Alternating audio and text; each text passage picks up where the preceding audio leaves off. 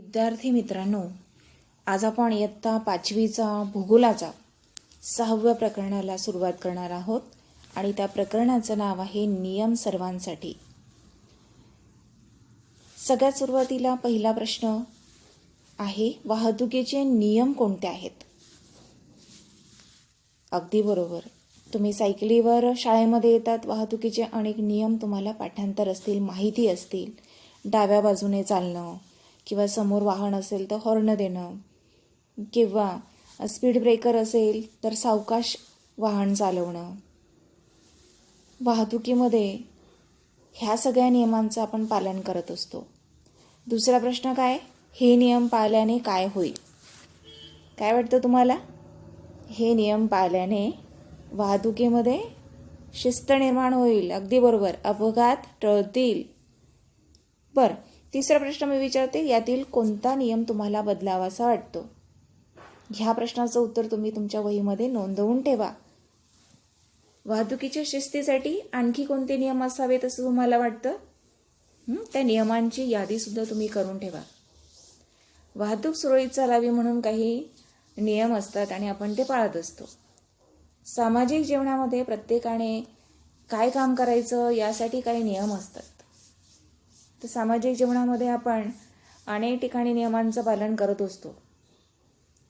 तुम्हाला समजावं यासाठी काही नियम मी तुम्हाला सांगते की तुम्ही सार्वजनिक ठिकाणी, समजा बागेत गेलात फिरायला, त्या ठिकाणी तुम्ही नियमांचं पालन करतात. कुठला नियम पाळतात? की त्या रोपांवरची, झाडांवरची फुलं तुम्ही तोडत नाहीत, सार्वजनिक ठिकाणी थुंकत नाहीत. म्हणजेच काय? नियमांचं पालन करतात. प्रत्येकाची जबाबदारी आणि कर्तव्य काय आहेत हे कळावं यासाठी नियम तयार करावे लागत असतात. नियमांच्या पालनाने काय होतं? जसं वाहतुकीचे नियम पाळले तर वाहतुकीमध्ये शिस्त निर्माण होते. बरोबर. व्यवहारामध्ये नियम पाळले तर व्यवहारामध्ये शिस्त निर्माण होते. आपण अधिक कार्यक्षमतेने काम करू शकतो. नियम हे सर्वांसाठी असतात. आता सर्वांसाठी म्हणजे कोणासाठी? स्त्री असो, पुरुष असो, श्रेष्ठ असो, कनिष्ठ असो, गरीब असो, श्रीमंत असो, नियम हे सगळ्यांनीच पाळायचे असतात. समाजामध्ये ते नियम सगळ्यांना सारखे लागू असतात. जसं तुम्ही शाळेमध्ये नियमांचं पालन केलं नाही तर तुम्हाला शिक्षा होते. तुम्ही शालेय गणवेशात आला नाहीत, आय कार्ड घातलं नाही, हे की नाही, व्यवस्थित केशरचना केली नाही किंवा वागणं व्यवस्थित नसेल तर तुम्हाला शिक्षा होते, की नाही. नियमांचं पालन केलं नाही तर तुम्हाला शिक्षा होणारच. तसंच समाजामध्ये सुद्धा नियम हे सगळ्यांसाठी लागू केले जातात. म्हणजे नियमांचा तो आधारच आहे. त्याला आपण समानता म्हणतो. समानता हा नियमांचा आधार आहे. समाजामध्ये आपण जे नियम पाळतो त्या नियमामध्ये बदल होत असतात. जसं समाज जीवन बदलतं तसं नियमांमध्ये बदल करावे लागतात. आपले सामाजिक जीवन हे नियमांच्या आधारे चालत असतं आणि हे नियम आपण तयार करतो. जसं कुठे आपण सार्वजनिक ठिकाणी जातोय, बँकेत जातोय, बँकेचे व्यवहार तुम्ही सगळ्यांनी पाहिले असतील. आपल्या पालकांसोबत तुम्ही कधीतरी प्रसंग येतो, जातात. त्यावेळी बँकेमध्ये जात असताना अस्ताव्यस्त न उभे राहता रांगेत उभं राहणं म्हणजे आपण नियमांचं पालन करतो.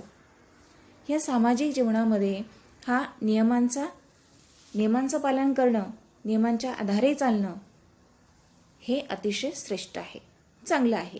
त्याच्यात कामामध्ये व्यवस्थितपणा येत असतो आणि सगळ्यांच्या ते हिताचे आहे. समाजासाठी असणारे ह्या नियमांमध्ये योग्य ते बदल करावे लागत असतात.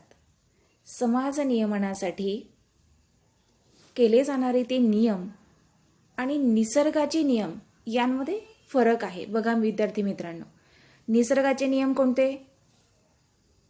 सगळ्यांनाच माहिती आहे.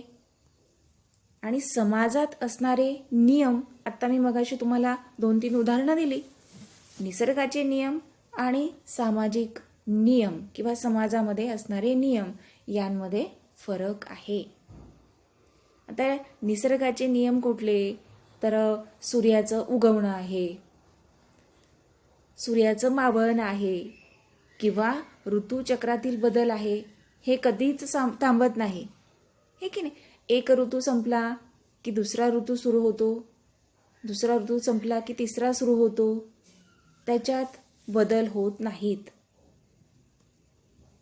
सूर्याचं उगवणं, सूर्य हा पूर्वेलाच उगवणार, पश्चिमेलाच मावळणार, यात कधीच बदल होत नाहीत. परंतु विद्यार्थी मित्रांनो, जसे हे निसर्गाचे नियम आहेत तसे समाजातले नियम स्थिर राहत नाहीत. आता निसर्गाचे नियम, समुद्रातील भरती ओहोटी आहे, भरती ओहोटीमध्ये सुद्धा कधीही आत्तापर्यंत बदल झालेला नाही. चंद्राच्या बदलणाऱ्या कला आहेत, त्यांमध्ये सुद्धा कधीच बदल झालेला नाही. चंद्राच्या कला अजूनही त्याच पद्धतीनं बदलतात दिसतात. परंतु समाजामध्ये असणारे नियम काही काळानंतर कालबाह्य ठरत असतात.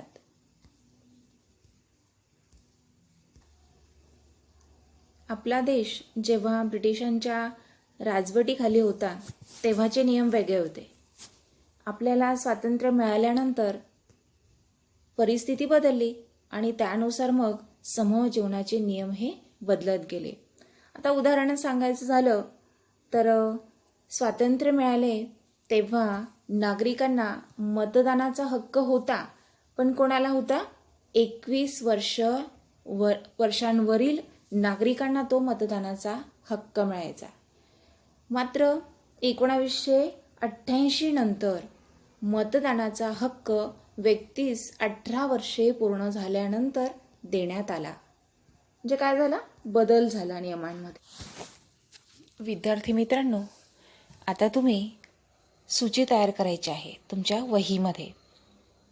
तुमच्या वेळी असलेले शाळेचे नियम एक स्तंभ तयार करायचा, तुमच्या पालकांच्या वेळी असलेले नियम आणि आपल्या आजी आजोबांच्या वेळी कुठले नियम होते शाळेत, अशा तिन्ही स्तंभ करून तिघांचे नियम तुम्ही लिहून काढा. आणि तुमच्या आजी आजोबांच्या वेळेस असलेले नियमांमध्ये आणि आत्ताच्या नियमांमध्ये कुठले कुठले बदल झाले याचाही एक संदर्भ तुम्ही तुमच्या वहीमध्ये लिहून काढायचा आहे. हे नेहमी लक्षात ठेवा मुलामुलींनो, की स्त्री आणि पुरुष यांचा दर्जा समान असतो. म्हणजे मुलगा असो की मुलगी असो, दोघांच्याही विकासाच्या सारख्याच संधी दोघांना मिळाल्या पाहिजे. आपल्या पाठ्यपुस्तकामध्ये एक चित्र दिलेलं आहे, त्या चित्राचा थोडा सखोल अभ्यास करा. विद्यार्थी मित्रांनो, आपल्या या पाठ्यपुस्तकातील चित्र पहा आणि वाचन करा. की या ठिकाणी सुरुवातीला म्हटलं आहे की सर्व वयोगटातील व्यक्तींना सकस अन्नाची गरज असते असं या ठिकाणी शिकवलं जात आहे. पण मुलीला प्रश्न पडला आहे की मुला इतक्या पोषक आहाराची मुलींना गरज नसते का हो? आमच्या घरी तर फक्त भावाला सकस अन्नाची गरज आहे असं म्हणतात. सांगा बरं, तुम्हाला काय वाटतं? मुलगी जो प्रश्न विचारते की मुलीच्या या प्रश्नाला तुम्ही काय उत्तर देणार बरं? त्यानंतर दुसरा प्रश्न आहे, मुलगा आणि मुलगी असा भेदभाव आणखी कोणकोणत्या बाबतीत केला जातो असं तुम्हाला वाटतं? मुलगा आणि मुलगी असा भेदभाव करणं अयोग्य आहे. मुलींना जशी अन्नाची गरज आहे तसेच मुलांनाही आहे. मुलांना जसं आपण शिक्षण देतो, शाळेत पाठवतो, तसं मुलींनाही शिक्षण दिलं गेलं पाहिजे, शाळेत पाठवलं गेलं पाहिजे. म्हणजेच या ठिकाणी त्याच्यावर मुलींवर अन्याय होता कामा नये किंवा मुलांवर अन्याय होता कामा नये. दोघांनाही समान लेखलं गेलं पाहिजे. या खालच्या चित्रामध्ये आणखी तुम्हाला दिसत असेल की या ठिकाणी या चित्रामध्ये कोणावर अन्याय होतोय बरं? हा सावकार आहे आणि सावकाराकडे एका व्यक्तीने कर्ज घेतले आणि या ठिकाणी काय म्हटलं बघा, दोघांचा संवाद या ठिकाणी लिहिलेला आहे की तुमचे सगळे पैसे परत केले तरी कर्ज कसं शिल्लक राहिलं. जे या ठिकाणी सावकार या ठिकाणी म्हणतोय की तुमचं कर्ज शिल्लक आहे, पण हात जोडून या ठिकाणी दुसरा व्यक्ती म्हणतोय की तुमचे सगळे पैसे मी परत केले. म्हणजे याचा अर्थ एका व्यक्तीवर अन्याय होताना आपल्याला दिसतोय. दुसऱ्या चित्रात बघा, या ठिकाणी एक स्त्री आहे, ती फोनवर बोलते आणि दुसरी स्त्री मात्र या ठिकाणी भांडी घासताना दिसते, कामं करताना दिसते. की एकही सुट्टी न घेता महिनाभर काम करून तुम्ही मला इतका कमी पगार का देतात? म्हणजेच काय, या चित्रांमध्ये तुमच्या लक्षात आलं असेल की एका घटकावर अन्याय होतोय, हे तुमचं लक्षात आलंय. सांगा बघू की या ठिकाणी आपण समाजामध्ये असलेल्या नियमांचं अभ्यास करतोय, बरोबर?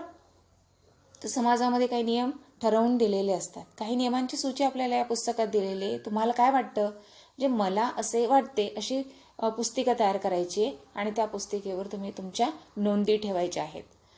सगळ्यात पहिलं मत तुम्ही या गोष्टीवर मांडायचं आहे की सार्वजनिक ठिकाणी ध्वनी क्षेपकावर रात्री 10 वाजल्यानंतर बंदी आहे. बरोबर. दुसरा आहे मुद्दा, मुलामुलींना मोफत प्राथमिक शिक्षण मिळायलाच हवं.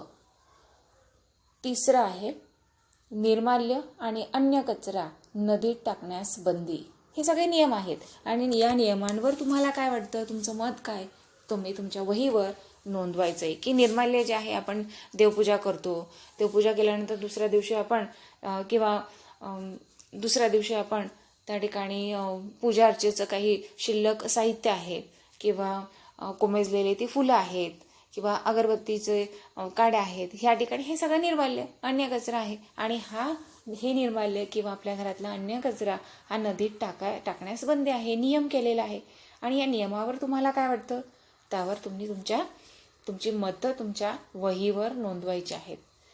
चौथा जो नियम दिलेला आहे आपल्या पाठ्यपुस्तकामध्ये, कौटुंबिक हिंसेपासून महिलांना संरक्षण, बालकामगारांच्या नेमणुकीवर बंदी, लहान मुलांना हॉटेलमध्ये किंवा जड कामं जी असतील ती जड कामं करू देऊ नये, त्यांना मात्र शिक्षण देणं किंवा त्यांना शाळेत पाठवणं हा त्यांचा हक्क आहे. बालकामगार म्हणून त्यांचा वापर करून घेऊ नये. याविषयी तुम्हाला काय वाटतं, त्याविषयी तुम्ही तुमचं मत नोंदवायचं आहे. 6वा नियम दिलेला आहे या ठिकाणी, जंगलतोड किंवा शिकारीवर बंदी आहे.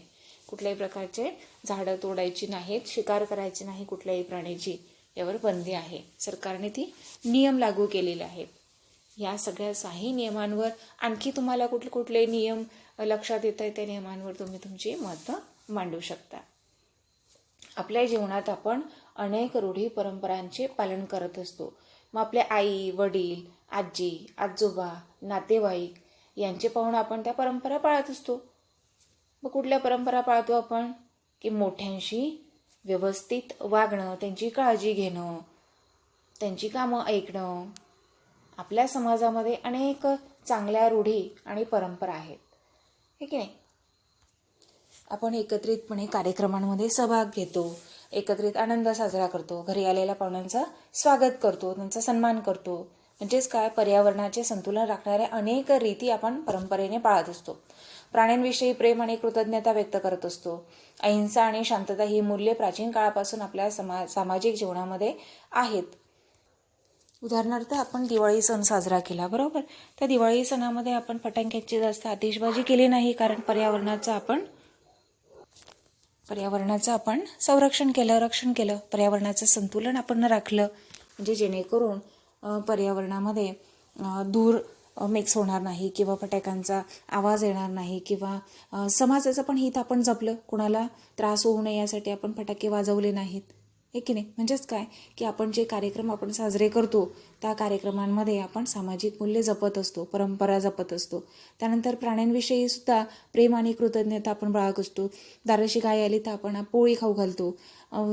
इतर काही प्राण्यांवर आपण अनेक वेळा प्रेम करत असतो, त्यांना त्रास होऊ नये यासाठी आपण जपत असतो. म्हणजे असं सगळं असलं तरी पण आपल्या समाजामध्ये काही रूढी परंपरा अजूनही आहेत ज्या अयोग्य आहेत, ज्या समाजाच्या फायद्याच्या नाहीत. उदाहरणार्थ जातीभेद हा अजूनसुद्धा समाजामध्ये उच्च नीच दरी निर्माण करत असतो, विषमता वाढत असते. त्याच्यामुळे जातीभेद पाळू नये. अस्पृश्यता ही एक अमानुष अन्यायकारक प्रथा होती आपल्या समाजामध्ये, पण आपल्या संविधानाने ती अस्पृश्यतेची प्रथासुद्धा समूळ नष्ट केलेली आहे. कित्येक वेळा काय होतं, की कायदे करूनसुद्धा अनिष्ट रूढींचं निर्मूलन करावं लागतं. ते कित्येक वेळा कायदे हे पाळले जात नाहीत आणि म्हणून अनिष्ट रूढी परंपरा ह्या चालतच असतात. मग अशावेळी सरकार काय करतं, की देशात असलेल्या रूढी परंपरा त्यांचं निर्मूलन व्हावं यासाठी मग आपल्या देशामध्ये समजा सती आहे किंवा बालविवाह आहे, लहानपणीच लग्न लावून दिलं जायचं, यांसारख्या अनिष्ट रूढी परंपरा होत्या. मग यांवर कायदा करून त्यावर बंदी घालण्यात आली. आता जादूटोणा करून लोकांना फसवण्यावर बंदी घालणारा कायदा सर्वप्रथम महाराष्ट्रामध्ये करण्यात आला. लग्नामध्ये हुंडा घेण्याच्या प्रथेला कायद्याने बंदी घातली गेली. जे चुकीच्या रूढी परंपरा ज्या आहेत त्या परंपरांमुळे समाजातल्या काही लोकांच्या वाट्याला उपेक्षा येते. उच्च नीच भेदभाव दिसतो, एकावर अन्याय होतो, दुसरा अन्याय करतो. म्हणजे ह्या सगळ्या गोष्टी, त्यांना शिक्षण घेता येत नाही, लोकांच्या वाट्याला उपेक्षा येते, प्रगतीच्या संधी मिळत नाही, रोजगार मिळत नाही, गरिबी वाटायला येते. ह्या सगळं कशामुळे होतं? चुकीच्या रूढी परंपरांमुळे. गरिबी आणि शिक्षणाचा अभाव, ज्यांना शिक्षण मिळत नाही, गरिबी निर्माण होते. म्हणजे गरिबी आणि शिक्षणाचा अभाव या आपल्या सामाजिक जीवनातील मोठ्या अडचणी आहेत. आणि त्या जर दूर केल्या नाहीत तर समाजाची प्रगती होत नाही. म्हणजेच काय, तर दूर केल्या पाहिजे, तरच आपण सर्वजण एकत्रितपणे पुढे जाऊ शकतो. आपल्या ज्या समाजामध्ये, आपण समाजामध्ये जेव्हा वावरतो ना, त्यावेळी ह्या सगळ्या सामाजिक मूल्यांची जपणूक आपण केली पाहिजे. समाजामध्ये चुकीच्या ज्या रूढी परंपरा आहेत त्या नष्ट केल्या पाहिजेत, जी उपेक्षा होणार नाही समाजाची.